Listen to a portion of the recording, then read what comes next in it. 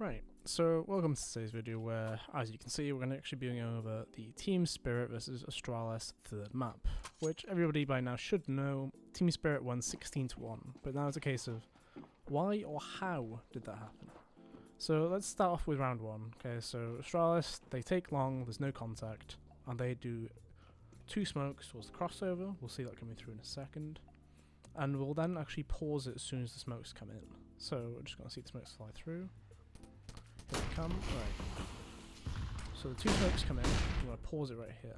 Let's have a look at the map. So there's 3 players from Astralis top mid, 2 players still towards long right now, but Magisk is actually there just to flash over towards shore as they go towards the push at cat. But consider how Team Spirit actually laid themselves out here. So SDY still B ramp, Mir is in upper tunnels, and then you've got 3 players basically in a nice little setup here towards the A site. So let's now actually just play this in regular speed. And actually, I'll put it in half speed. And then, so the cat attack's coming through. Magisk has his flash. Unfortunately, Glaive gets taken out really, really early, which actually screws up the attack completely, meaning Magisk has to go early. But consider how Spirit are set up for this now. Magisk has control towards long right now. He's using the smokes to give himself a bit of a surprise attack on anybody pushing that way. Chopper's looking at the contact from the actual boxes, and Dexter's on site just hidden. Mir actually spotted them going up short. He was quite unlucky to not get the kill, and SDY was already there. So let's consider the fact as well that through this series so far, Team Spirit had won every single pistol. So Astralis are probably already thinking, how is this pistol strat going to be messed up? And it's basically messed up by a perfect setup from Team Spirit. Dexter gets 1, gets traded immediately. But Magisk just goes insane, really. He gets 3 kills in this round, and he's pretty comfortably dealing with everybody. So this is just a start of, this is the start of a disaster, more or less, for Astralis.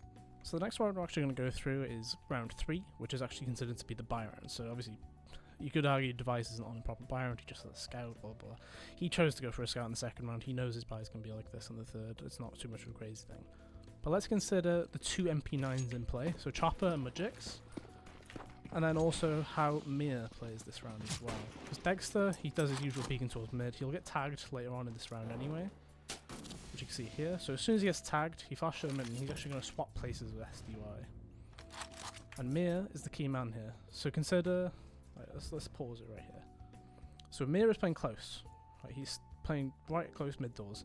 This is usually a death sentence, but considering it's a third round buy from Astralis, and there was no actual plant coming through either, you basically know there's not as much utility in play from the Astralis side.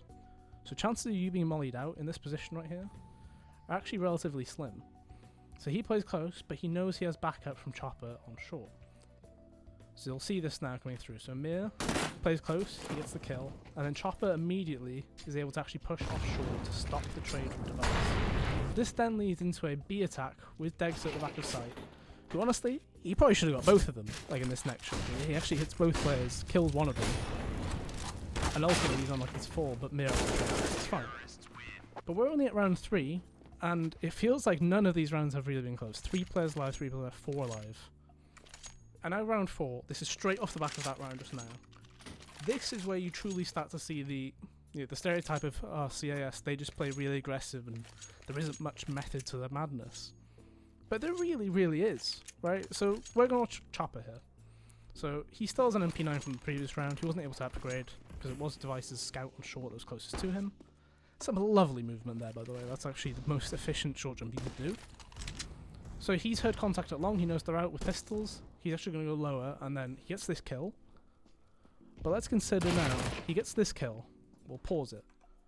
Look at this map control he basically has for himself here. He hasn't pushed to the top yet, but he can clear tunnels. SDY can then move. Mir immediately goes towards top mid, but he doesn't go too far. He actually gets to such a good position here. So let's carry on in this playthrough. So he clears tunnels. Mir goes towards top mid. They know players are out long. Magix is covering long as well. And honestly, Mir probably should have been a bit more patient here, but I guess he was scared of a flash. We'll see a smoke coming towards Xbox in a second from Zipnix. And he actually moves forward, which I'm not really sure about. But consider he dies there. SDY kind of gives up control, but he just you know, he keeps presence in the sense it's like, okay, you should be worried about going short. Don't try it. And due to that, Dexter still has short. Chopper is in T-spawn. This reminds me so much of what Glaive does, actually, on the CT side of Dust2. Whenever there's presence towards long, especially in an eco round or something, he will almost always, or somebody on Astralis will almost always be told, get the map control, regain control towards the other side of the map, and basically allow it for it to be not a gamble stack, because you've actually calculated this. This is a controlled, calculated, aggressive move from them. They know what they're doing. There is no method behind this madness, because it's not madness in the first place. This is just incredible play. So round 5 is actually going to be a similar situation, but it's more. This is more of a case of deciding as a team what you want to do on a round where you lose a player. So we're going to fast forward a bit. So Astralis play this round a lot slower because they're thinking, okay, Team Spirit have played quite aggressive here. They've pushed us a few times. Let's try and play a slow round and then let them push into our crosshairs. So first up is getting to right. Let's go to what is it? 105 is when they decide it's time to make action. So Magisk and Zipnix have this nice little setup here. Dupree's holding with door, Glaver's short, and then Device technically has long. It's very rare you see somebody push out. But ultimately it's 105 on the clock. Astralis still have 4 smoke grenades, only 1 flash mind, but it is 4 smoke grenades and then plenty of Molotov, so an execute is probably going to happen. Team Spirit know, let's try and take some information, give ourselves a better chance of actually winning the round. Ultimately though, you'll see they'll push into tunnels, and one of them does get taken down here by Zipnix. So SDY falls. Let's consider now, on the map, Mir uses his smoke, so that gives him now to what, 34 seconds-ish is when the smoke will start to fade. You consider now on the map as well. So Chopper's already in CT, he's covering the B ramp potential split, and Astralis are gathering towards short. They do not have this information, but they know there was a player in tunnel. As far as you know, there could have been more players towards lower as well. But Team Spirit, they know it's a 4v5. The only way we win this round is if we pretty much stay 3A. Because Chopper, if he wants to try and help Mir on B side, he has to cross these mid doors, and that is, unless this door is smoked, it's a death wish, frankly. So their call, let's play this round out here on the radar. So ultimately the call is to actually stick with the 3 players A side. Magic stays towards long. Dexter and Chopper are both towards the A side. And Mir, he actually plays more towards B ramp. He smokes the doors. So he's feigning that there's 2 players there now. He picked up the smoke off SDY's body. They're probably thinking there's 2 players towards B right now. So even though this attack will end up being, you know, thwarted, Magix gets a kill, but Dexter gets 2. And frankly, Dexter, he should have got 3. Like, look at this trade from Zipnix. Like, what even is that? Like, it's it's unreal. But never mind, consider what time there is on the clock. This would have been a very, very close round, even if Dexter didn't get 2 of them.